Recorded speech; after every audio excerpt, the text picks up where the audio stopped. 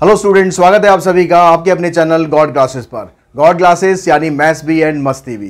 तो बच्चों, आज की जो वीडियो है उसमें एक बड़ा इंटरेस्टिंग टॉपिक हम करने वाले हैं। बहुत से कंपटीशन एग्जाम में आप देखोगे, आपने देखा भी होगा, हो सकता है कि कुछ लोग ऐसे बैठे हुए हैं, कुछ लोग ऐसे बैठे हुए हैं, इसके लेफ्ट में वो ये है, इसके राइट में ये है, तो बताओ सेंटर में कौन है।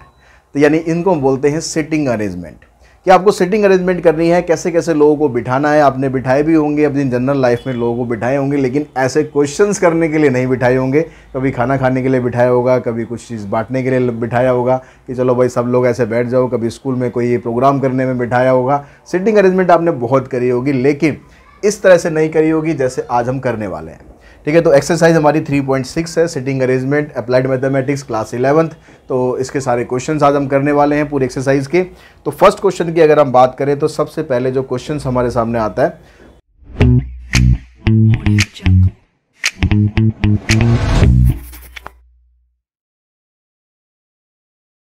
उस क्वेश्चन में कहा गया है कि कहता है कि भाई read the following information carefully and answer the question given below.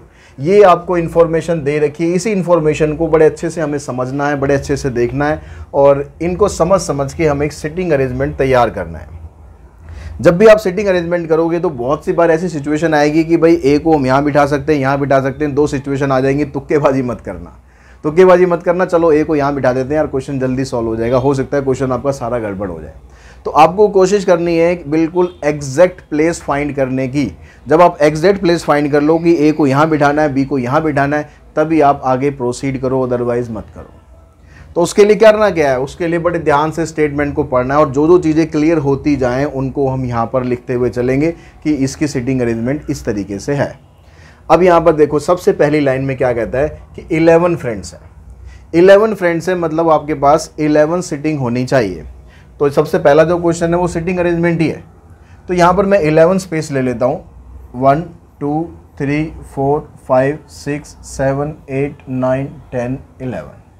अब ये हमें स्पेस फिल करने हैं। अब फिल करने के लिए करना है क्या, ये जो इन्फॉर्मेशन है सारी इसको यूज़ करना है। तो ये कह रहा है कि भाई 11 फ्रेंड है, ABCDEFGHIJK are watching a movie in a cinema hall sitting in a row. एक रो के अंदर ऐसे बैठे हुए हैं। H is immediate left of D। H जो है D के बिल्कुल लेफ्ट में है, यानी जहाँ भी D बैठा है उसके लेफ्ट में बिल्कुल H है। दोनों पक्के दोस्त हैं भाई, साथ साथ छोड़ेंगे नहीं। तो D के बिल्कुल लेफ्ट में H है, मतलब आप ऐसे लिख सकते हो कि D के लेफ्ट में है H। ऐसे बिठा सकते हैं, चलो बिठा दिया। उसके बाद आगे क्या कह रहा है, and third to the right of I।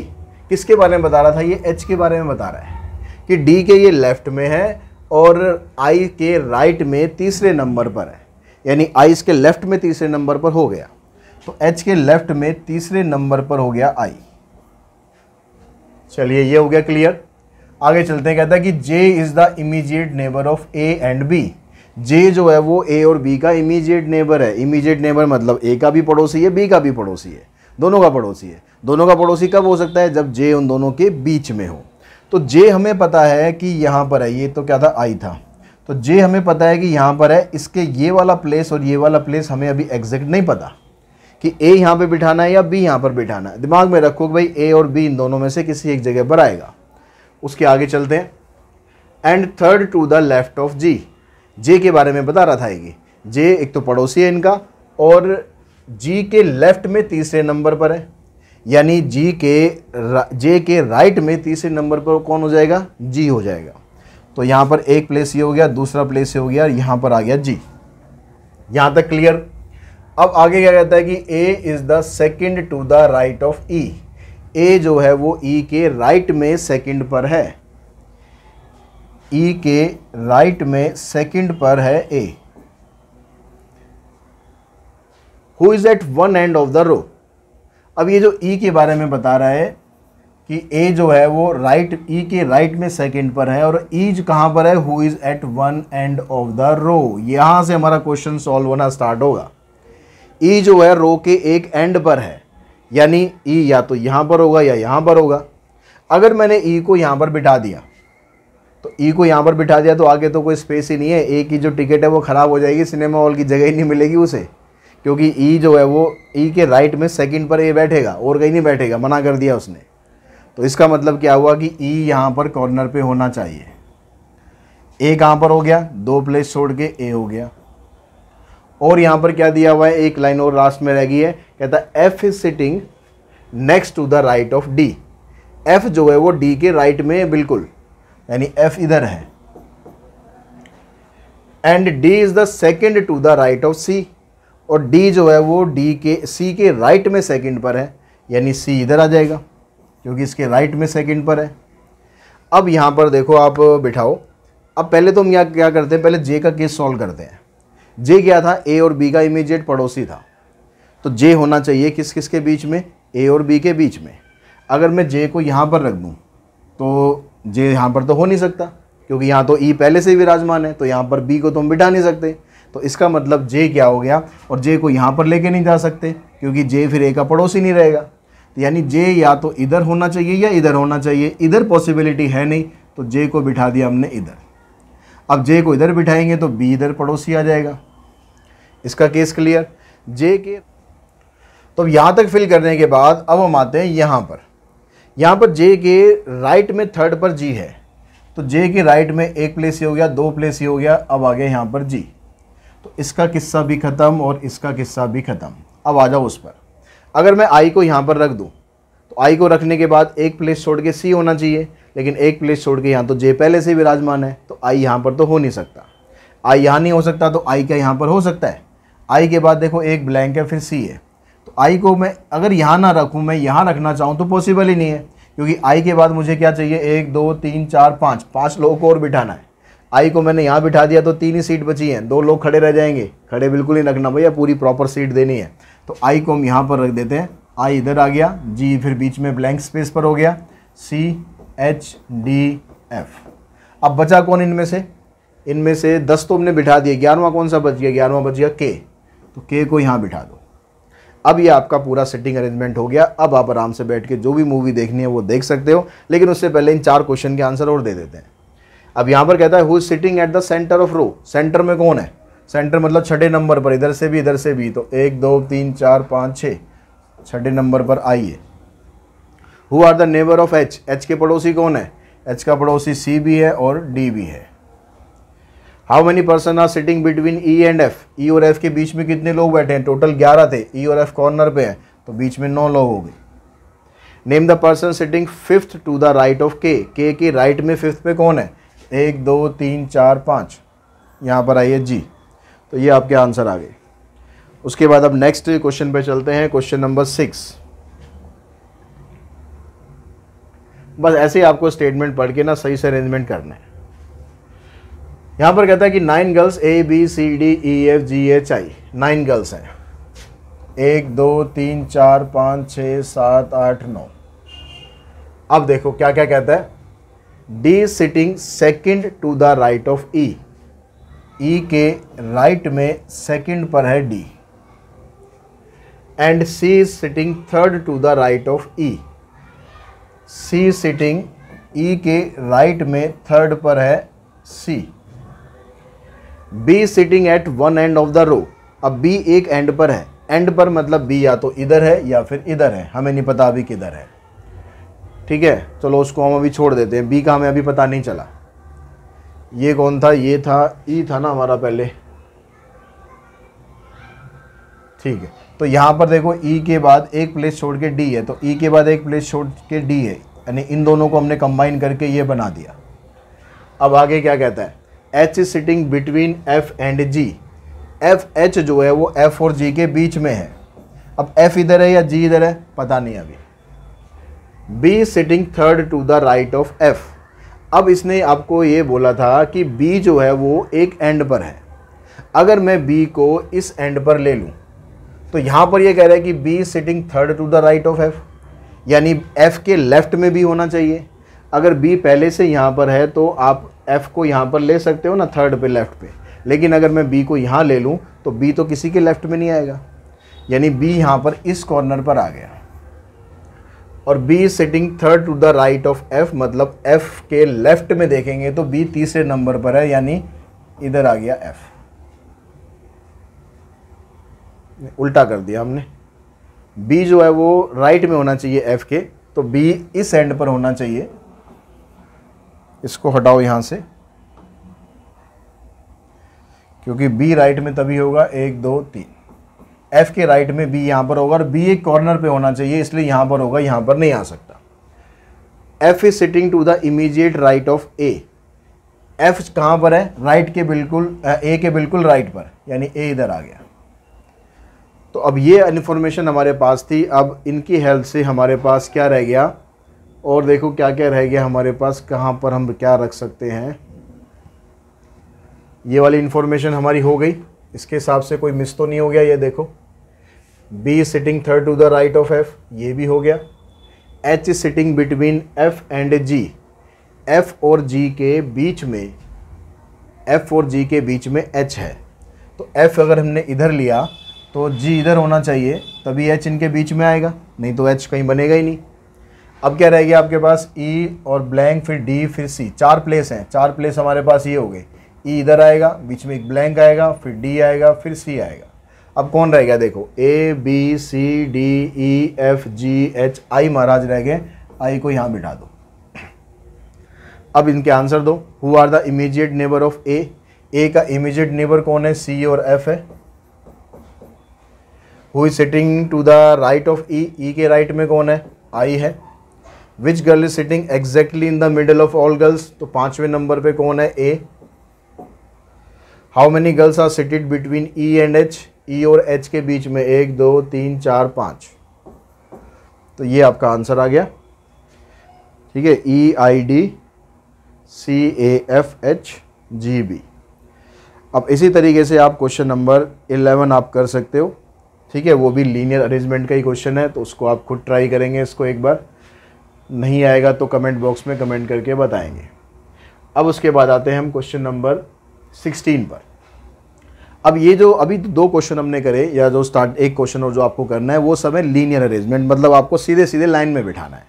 अब हम करेंगे एक राउंड टेबल कॉन्फ्रेंस, यानी हमें राउंड में बिठाना है, सर्कल में बिठाना है। तो अब यहाँ पर सर्कल में जब आप बिठाएंगे तो क्या आएगा? 7 फ्रेंड है are sitting around a circular table. तो हमने यहाँ पर ऐसे बिठा दिए, ये सर्कुलर टेबल हमने बना लिए। ठीक है, हमने यहाँ पर ऐसे बिठा दिए। अब यहाँ पर 7 प्लेसेस हैं, तो 1 2 3 4 5 6 7 प्लेसेस हैं। अब आप स्टार्ट करो। ये कहता है कि Z is second to the left of W। तो आप W कहीं से भी स्टार्ट कर लो, क्योंकि यहाँ पर कोई एंड तो है नहीं, सर्कल है, तो कहीं से भी स्टार्ट कर लो। तो Z जो है वो W के लेफ्ट में है, तो W इधर आ गया, तो इसके लेफ्ट में सेकेंड पर ये Z। अब यहाँ पर जब इनका जो फेस है ना, वो सेंटर की तरफ है, तो ये ध्यान रखना है कि किसको आप कहाँ बिठा रहे हो, उसका लेफ्ट किधर है। अगर W को यहाँ बिठा रहे हैं, फेस उसका उधर है, तो इसका लेफ्ट इधर होगा, राइट इधर होगा। लेकिन अगर किसी को आप यहाँ पर बिठा रहे हो, तो उसके हिसाब से फेस इधर है, फेस इधर है, तो उसका लेफ्ट इधर होगा, इसका राइट इधर होगा। बस ये चीज़ का ध्यान रखना है सर्कुलर अरेंजमेंट में, कि लेफ्ट राइट किसका कहाँ पर है। अब उसके बाद आगे कहता है and is the neighbour of X and Y. तो Z जो है वो W के लेफ्ट में है और X और Y का नेबर है। मतलब ये हुआ कि ये वाला प्लेस और ये वाला प्लेस X और Y का है। अब कौन सा किसका है, अभी हम आगे इसको डिस्कस करेंगे। W is not a neighbour of V और X। W जो है वो V और X का नेबर नहीं हो सकता, दोनों के साथ उसकी लड़ाई हो रखी है, ना तो वो X को पड़ोस में रखता है, ना वो V को पड़ोस में रखता है। तो यहाँ पर इसका मतलब आप X को रख ही नहीं सकते, क्योंकि W का पड़ोसी बन जाएगा, W नाराज़ हो जाएगा। तो इसका मतलब हम X को यहाँ पर रख देते हैं, Y को यहाँ पर रख देते हैं, वो दोनों खुश हो जाएंगे। ठीक है, W V का भी पड़ोसी नहीं है। अब V का भी पड़ोसी नहीं है, तो V इन तीनों प्लेस में से कहीं भी हो सकता है, तीनों नहीं, सॉरी, इन 2 प्लेस में से कहीं हो सकता है। यहाँ पर तो V हो ही नहीं सकता, फिर W के साथ उसकी डिशुम हो जाएगी। T is the neighbour of U and V। T U और V का नेबर है, यानी T U और V के बीच में होगा। अगर हम T को हम लेंगे तो हमारे पास 3 ही प्लेस बच रहे हैं, तो इसका मतलब T तो सेंटर में आएगा। अब बच गया U और V। V को आप यहाँ बिठा नहीं सकते, क्योंकि W का पड़ोसी नहीं है, तो आप यहाँ पर U को रखो और यहाँ पर V को रखो। तो ये बन गया आपका अरेंजमेंट। अब आगे क्वेश्चंस पे आ जाओ। Write the neighbour of U। U का पड़ोसी है W और T। Who are the neighbour of X। X के पड़ोसी कौन है? Z और V। Who is the third to the left of T। T के लेफ्ट में थर्ड पर कौन है? अब T का फेस इधर है, तो लेफ्ट इधर होगा, 1 2 3, ये आ गया Y। Who is sitting immediate right of Y। Y के बिल्कुल राइट में कौन है? W है। बस अरेंजमेंट का काम है मेन, बाकी तो फिर आंसर बड़े आराम से आप निकाल दोगे। WT आ गया, ZV आ गया, Y आ गया और W आ गया। उसके बाद नेक्स्ट क्वेश्चन पे चलते हैं, क्वेश्चन नंबर 21। यहाँ पर भी जो अरेंजमेंट है वो सर्कुलर अरेंजमेंट है। 7 फ्रेंड्स हैं यहाँ पर भी, ठीक है, वही 7 फ्रेंड्स को आप बिठा दो, 1 2 3 4 5 6 7। अब कैसे बिठाना है, F is second to the right of G, G के राइट में, G को अगर हमने इधर लिया तो उसके राइट में सेकेंड पर है F, इधर आ गया। उसके बाद फिर क्या कहता है, B is the neighbour of F but not of C। B F का तो नेबर है लेकिन C का नहीं है, यानी B कहाँ पर हो सकता है, या तो यहाँ पर हो सकता है या फिर यहाँ पर हो सकता है अभी, लेकिन प्लेस फिक्स नहीं है। E is the neighbour of C, E C का नेबर है, ई सी का नेबर है। मान लो अगर मैं बी को यहाँ पर बिठा दूँ, मैं यहाँ पर लेके चलता हूँ, बी को मैं यहाँ बिठा दूँ तो सी को मुझे यहाँ लेना पड़ेगा। और ये कह रहा है कि जो ई जो है वो सी का नेबर है, तो अगर मैंने सी को यहाँ बिठा दिया तो सी का नेबर तो जी बनेगा और एफ बनेगा, ई तो बन ही नहीं सकता। तो इसका मतलब ये क्लियर हो गया कि इधर बी आएगा और इधर सी आएगा, क्योंकि एफ जो है इनका B is the neighbor of F but not of C। B is the neighbor of F, ठीक है, इसका F का नेबर हो गया लेकिन C का नेबर नहीं हुआ। E is the neighbor of C and sitting fourth at the right of G। E जो है वो C का नेबर है और फोर्थ में राइट पर G बैठा, G के फोर्थ राइट पर बैठा है कौन, E। 1 2 3 4, जी का फेस इधर है तो इसके राइट में फोर्थ पे कौन है, 1 2 3 4, ई आ गया। और सी का पड़ोसी भी यही है तो सी का पड़ोसी भी बन गया। D sitting between E and A, E और ए के बीच में डी बैठा हुआ है, तो ई और ए के बीच में डी बैठा हुआ है, मतलब डी इधर आ जाएगा, ए इधर आ जाएगा। तो ये आपका अरेंजमेंट आया। अब कहता है who is fourth to the left of G, G के लेफ्ट में 4 पे कौन है, जी का फेस इधर है तो 1 2 3 4, यहाँ पर है ये C. Who is sitting left of G, G के लेफ्ट में कौन है, ए है। Who are the neighbour of F, F का पड़ोसी कौन है, बी और C. Who are the neighbour of B, B का पड़ोसी कौन है, जी और एफ। तो आंसर हमारा बन गया यहाँ से C, A, B and C, G and F. अब इसी तरीके से आप जो नेक्स्ट क्वेश्चन है, क्वेश्चन नंबर 26, ये आप खुद करेंगे क्योंकि ये अभी सर्कुलर अरेंजमेंट है। यहाँ पर 8 लोग बैठे हुए हैं। अब हम आगे चलते हैं भाई, एसी खरीदने चलते हैं हम। यहाँ पर किसी शोरूम में हम पहुँचे एसी खरीदने के लिए। अब हमने देखा कि भाई अलग अलग मॉडल हैं, 7 मॉडल वहाँ पर उसने डिस्प्ले कर रखे हैं। अब वो डिस्प्ले उसने कैसे कर रखे हैं, LG, Lloyd, Voltas, Hitachi, Deccan, Samsung, Whirlpool, सारे बढ़िया बढ़िया मॉडल हैं। All the models are facing towards each, सबका फेस एक ही तरफ है, मतलब लीनियर अरेंजमेंट है। LG is next to the right of Whirlpool, ठीक है, 7 हमारे पास हैं। तो अरेंजमेंट हमें लिखना है, तो 1 2 3 4 5 6 7। अब जैसे स्टार्टिंग वाले क्वेश्चन करे थे वैसे ही आपको यहाँ पर चलना है। LG कहाँ पर है, next to the right of Whirlpool, Whirlpool के राइट में है LG। Whirlpool is place fourth to the right of Voltas, Whirlpool कहाँ पर है, वोल्टास के राइट में फोर्थ पर है, यानी वर्लपूल के लेफ्ट में 4 पे वोल्टास है, 1 2 3, यहाँ पर है Voltas. Hitachi is place between Lloyd and Samsung, Lloyd and Samsung का तो अभी अता पता ही नहीं है कहाँ पर है। Voltas which is placed third to the left of Lloyd, Lloyd के लेफ्ट में थर्ड पर वोल्टास है, मतलब लॉयड इधर हो गया।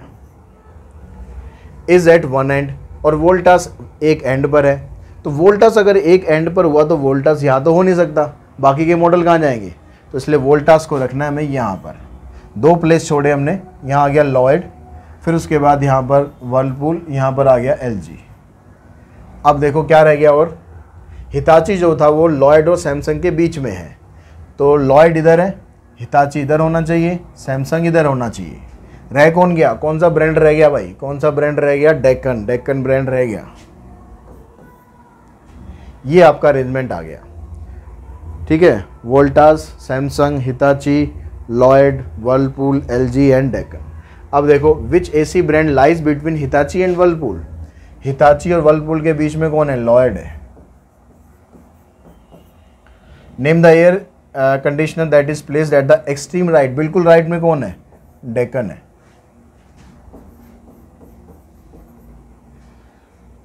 अब नेक्स्ट क्वेश्चन पे चलते हैं, क्वेश्चन नंबर 32।